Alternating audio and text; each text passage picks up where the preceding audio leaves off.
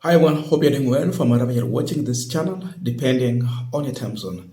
Now, when Gachagua was in the US, he made a serious statement about President William Samoei Ruto. That statement actually injured Ruto's reputation.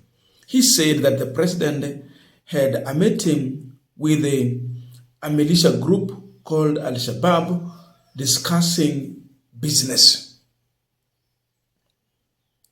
He talked about also the government engaging with the Al-Shabaab, negotiating on how to release the 5 chiefs that were abducted in Mandera and taken to Somaliland. The issue of the president involved in business with another group, is it RSS group from Sudan? He talked all of this while he was in the US, and it was painting a picture of a president who is cooperating with the militia groups. So with that, the government got angry. And through Kipchumba Murkomen, the government issued a statement.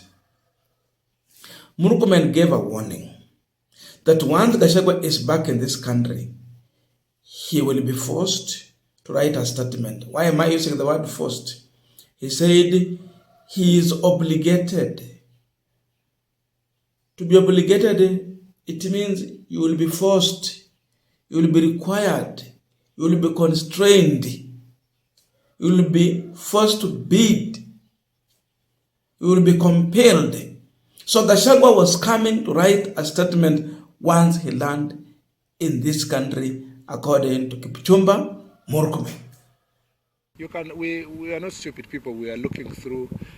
You can see through his hypocrisy, but we will insist. We are continuing to insist that any citizen of this republic who makes such heavy allegations and who thinks that they are doing so for the good of the country, they are obligated to put that in writing. And when I say that they should record a statement, it doesn't mean that the National Police Service is not independent.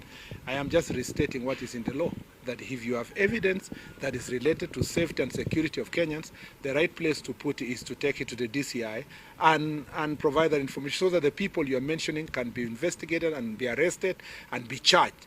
But until you put that information in writing, the rest is just pure propaganda and falsehood that must be treated with the contempt that it deserves. Now, still in the US, Gachagua responded to Kipchumba Murkomen. Hakuwa amekuja hii Kenya kwa baada huko. Akasema ya kwamba since the Kenyan government has not activated or initiated any move to investigate President Ruto, he is not going to record any statement. Instead, because it is the US Senate that is investigating Ruto, he is ready to go before it and give a testimony and evidence about what he has said. So he is willing to go in the US Senate. That also tells you that the US Senate is investigating the president about those issues. Miezi mitatu investigation inafanyika. So Gachagua is willing to go to the US Senate and testify, but he has insisted he will not record any statement. That was Gachagua. So the Minister for Interior saying that we should be asked to help in investigations in this matter. We cannot help in any investigations because the Kenya government has not initiated any investigations against William Ruto. The people who have initiated investigations is the American Senate. So if there is need for us to help in investigations, we'll help the American Senate, not the Kenya government. And you know, I see people threatening other people.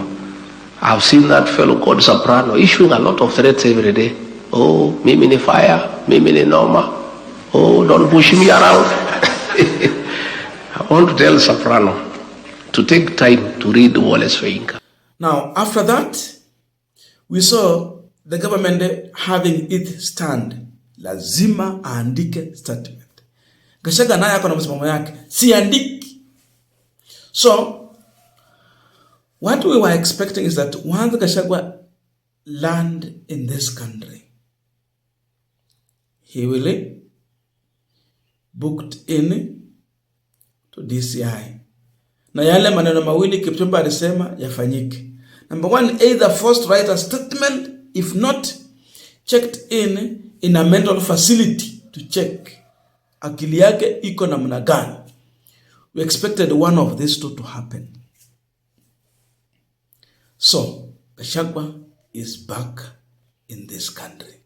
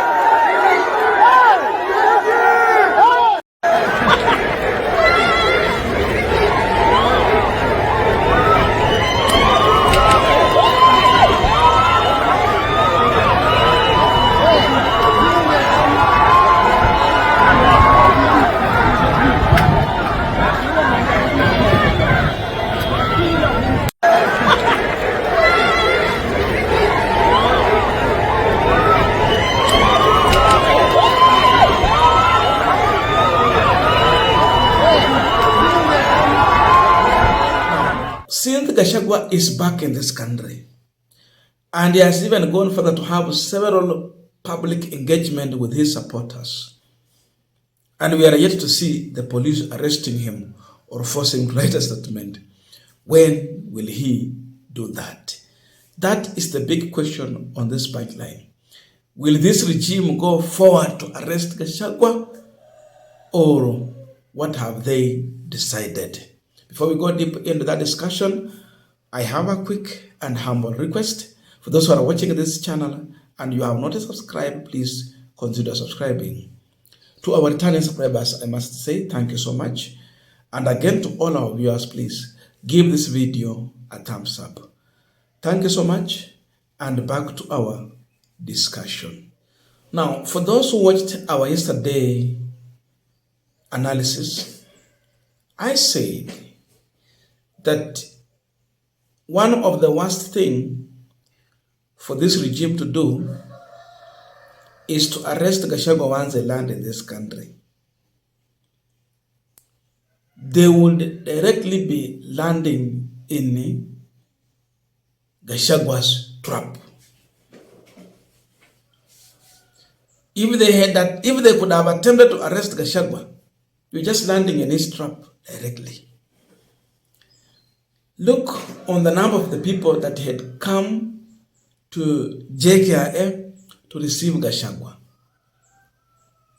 Even those who are waiting for him on the way outside, on Mombasa Road. The goons came, they attempted to stone Gachagua's convoy, but they never succeeded. So he had a following. Imagine arresting such a person when a huge multitude has come to receive that person. That then turned into a protest. A protest against whom? A protest against the government. So, the government avoided arresting Gachagua due to a fierce protest that would have erupted once they learned that Gachagua has been booked in. So there was that fear that it is going to be a protest. And nowadays, when Kenyans protest towards a police station, sometimes they end up setting it on fire. There's that worry. So the government was in panic, and due to that, in their own wisdom, they decided that it is not the right time to arrest Gachagua. There is that Mount Kenya factor. This is the region which made the Ruto the president. Now they are here. Arresting Gachagua means even if you had little votes there, you cannot get. There are a few individuals who are still supporting this government. Kimani Ichung'wah and the team. If you arrest Gachagua, it means you are putting these people at a very high risk of not getting re-elected in the next general election. Because then that whips the emotion of the people in Mount Kenya to sympathize with the Gachagua and then view everyone who is against Gachagua and supporting this regime as the enemy. And hence, sympathy na protest naenda pamoja. Tunakataa, tunasympathize na Gachagua. So, making such a move means putting those leaders at risk. Lazima wamekaa mkutano wakasema, mkishika huyu jamaa mtatuletea shida kubwa sisi watu ambao tuko Mount Kenya na tuko kwa mrengo ya Mheshimiwa William Ruto. Yes, there can be a possibility any other time they can arrest Gachagua. Lakini wangemuarrest this time round when he was landing, it would have even caused a lot of chaos. But again, going forward, in my view, to arrest Gachagua, even if ni kesho kutwa ama mwezi ujao, ni sawa na kujiingiza katika shida. The best thing is to avoid arresting Gachagua. Because again, when you arrest him, he will even make it more serious. Sababu sasa ataanza kutusha maneno na kusema kabisa, maybe he has some information, inside information, that he might end up even sharing that will seriously injure Ruto's reputation as far as this issue is concerned. There's that worry. So, mimi naona Gachagua hatashikwa. They might not end up arresting him. He might not record a statement. And if they do so, they mess themselves.